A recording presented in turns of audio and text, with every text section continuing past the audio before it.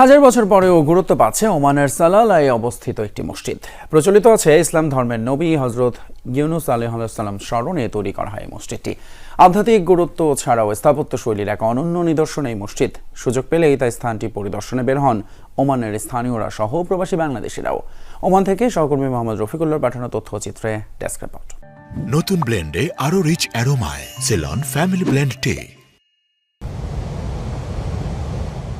সমুদ্র পাড়ে আছড়ে পড়ছে ঢেউ। নৈসর্গিক এ সৌন্দর্য ছাড়াও ওমানের পর্যটন নগরী সালালার এই স্থানটিতে রয়েছে প্রাচীন এক স্থাপনা, যা এক নজর দেখতে প্রতিদিনই ভিড় করেন পর্যটকরা।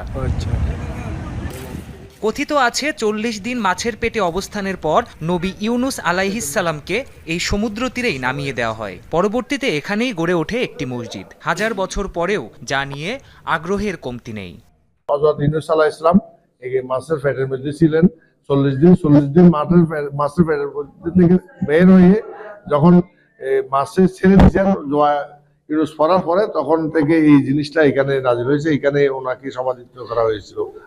স্থাপত্য শৈলী ও আধ্যাত্মিকতার সংমিশ্রণে তৈরি মসজিদটি দেখতে ভিড় করেন প্রবাসীরাও। নবীর স্মৃতি বিজড়িত স্থানটি নিজ চোখে দেখতে পেয়ে খুশি তারা। আমার দেখার খুব ইচ্ছা ছিল, আমি দীর্ঘ 12 বছর মনে আছে, কিন্তু আসার সময় হয় নাই। এবার আসলাম, আলহামদুলিল্লাহ অনেক ভালো লাগছে। অনেক ভালো লাগছে। আমরা এখানে সালালাতে আসছি, অনেকগুলো নবী, আমরা নবী, আরিফ নবী, এখানে ইউনুস নবীর কবর দেখতে আসছি। অন্যতম এই পর্যটন ক্ষেত্রটি রক্ষণাবেক্ষণ করে থাকে ওমান সরকার। ২৪ ঘন্টা প্রবেশের অনুমতি থাকলেও বেষ্টনী দিয়ে ঘিরে রাখা হয়েছে স্থানটিকে। প্রাণপ্রতিম কুণ্ডু, যমুনা নিউজ।